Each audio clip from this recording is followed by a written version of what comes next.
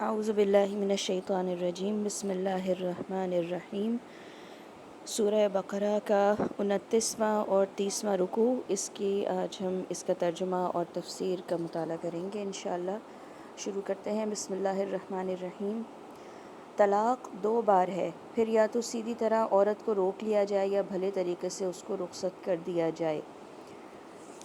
اس کی تشریح ہے، اس آیت کی روح سے ایک مرد ایک رشتہ نکاح میں اپنی بیوی پر حد سے حد 2 ہی مرتبہ طلاق رجعی کا حق استعمال کر سکتا ہے۔ جو شخص اپنی منکوحہ کو 2 مرتبہ طلاق دے کر اس سے رجوع کر چکا ہو، وہ اپنی عمر میں جب کبھی اس کو تیسری بار طلاق دے گا، عورت اس سے مستقل طور پر جدا ہو جائے گی۔ اور رخصت کرتے ہوئے ایسا کرنا تمہارے لیے جائز نہیں ہے کہ جو کچھ تم انہیں دے چکے ہو اس میں سے کچھ واپس لے لو، البتہ یہ صورت مستثنیٰ ہے کہ زوجین کو اللہ کی حدود پر قائم نہ رہ سکنے کا اندیشہ ہو۔ ایسی صورت میں اگر تمہیں یہ خوف ہو کہ وہ دونوں حدود الہی پر قائم نہ رہیں گے، تو ان دونوں کے درمیان یہ معاملہ ہو جانے میں مضائقہ نہیں کہ عورت اپنے شوہر کو کچھ معاوضہ دے کر علیحدگی حاصل کر لے۔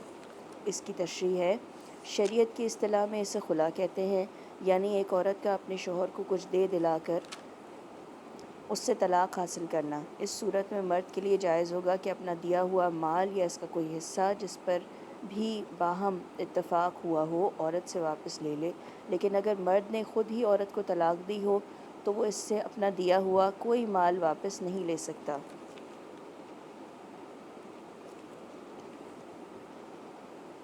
یہ اللہ کی مقرر کردہ حدود ہیں، ان سے تجاوز نہ کرو، اور جو لوگ حدود الہی سے تجاوز کرے وہی ظالم ہیں۔ پھر اگر 2 بار طلاق دینے کے بعد شوہر نے عورت کو تیسری بار طلاق دے دی تو وہ عورت پھر اس کے لیے حلال نہ ہوگی، الا یہ کہ اس کا نکاح کسی دوسرے شخص سے ہو اور وہ اسے طلاق دے دے۔ اس کی تشریح ہے، یعنی کسی وقت خود اپنی مرضی سے طلاق دے دے۔ اس سے سازشی نکاح اور طلاق کا کوئی جواز نہیں نکلتا جو محض پہلے شوہر کے لیے عورت کو حلال کرنے کی خاطر کیا گیا ہو۔ تب اگر پہلا شوہر اور یہ عورت دونوں یہ خیال کریں کہ حدود الہی پر قائم رہیں گے تو ان کے لیے ایک دوسرے کی طرف رجوع کر لینے میں کوئی مضائقہ نہیں۔ یہ اللہ کی مقرر کردہ حدیں ہیں جنہیں وہ ان لوگوں کی ہدایت کے لیے واضح کر رہا ہے جو اس کی حدوں کو توڑنے کا انجام جانتے ہیں۔ اور جب تم عورتوں کو طلاق دے دو اور ان کی عدت پوری ہونے کو آ جائے تو یا بھلے طریقے سے انہیں روک لو یا بھلے طریقے سے رخصت کر دو۔ محض ستانے کی خاطر انہیں نہ روکے رکھنا کہ یہ زیادتی ہوگی، اور جو ایسا کرے گا وہ در حقیقت آپ اپنے ہی اوپر ظلم کرے گا۔ اللہ کی آیات کا کھیل نہ بناؤ، بھول نہ جاؤ کہ اللہ نے کس نعمت عظمیٰ سے تمہیں سرفراز کیا ہے۔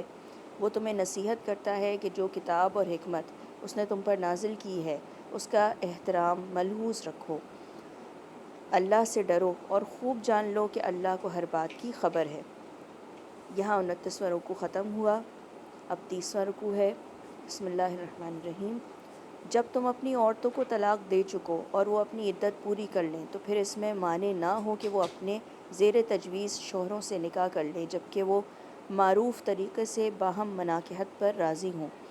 تمہیں نصیحت کی جاتی ہے کہ ایسی حرکت ہرگز نہ کرنا اگر تم اللہ اور روز آخر پر ایمان لانے والے ہو۔ تمہارے لیے شائستہ اور پاکیزہ طریقہ یہی ہے کہ اس سے باز رہو، اللہ جانتا ہے تم نہیں جانتے۔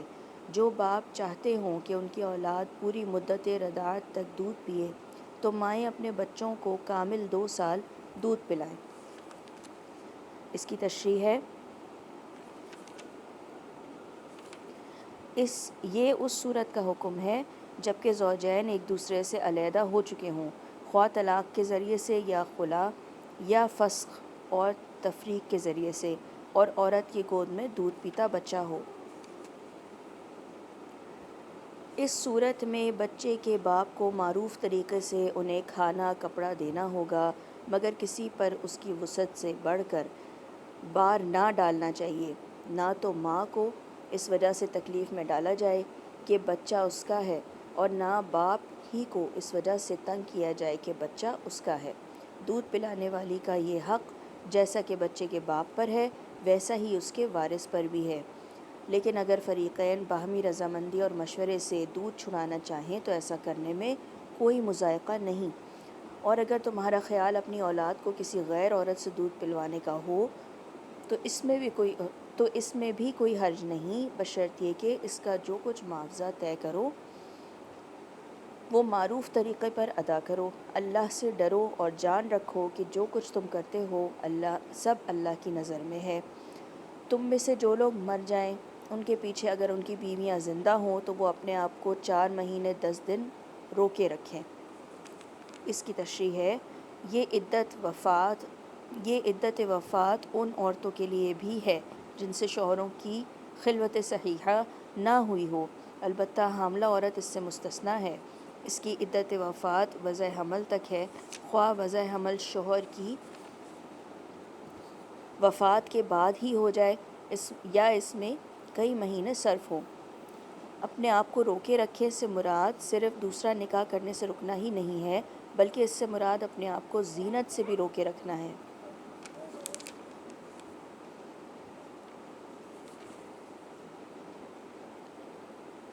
پھر جب ان کی عدت پوری ہو جائے تو انہیں اختیار ہے اپنی ذات کے معاملے میں معروف طریقے سے جو چاہیں کریں، تم پر اس کی کوئی ذمہ داری نہیں۔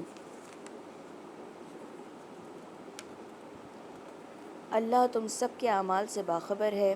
زمانہ عدت میں خواہ تم ان بیوہ عورتوں کے ساتھ منگنی کا ارادہ اشارے کے نائے میں ظاہر کر دو، خواہ دل میں چھپائے رکھو، دونوں صورتوں میں کوئی مضائقہ نہیں۔ اللہ جانتا ہے کہ ان کا خیال تو تمہارے دل میں آئے گا ہی، مگر دیکھو خفیہ عہد و پیما نہ کرنا۔ اگر کوئی بات کرنی ہے تو معروف طریقے سے کرو، اور عقد نکاح باندھنے کا فیصلہ اس وقت تک نہ کرو جب تک کہ عدت پوری نہ ہو جائے۔ خوب سمجھ لو کہ اللہ تمہارے دلوں کا حال تک جانتا ہے، لہٰذا اس سے ڈرو، اور یہ بھی جان لو کہ اللہ بردبار ہے، چھوٹی چھوٹی باتوں سے درگزر فرماتا ہے۔ یہاں 30واں رکوع ختم ہوا۔ صدق اللہ العظیم۔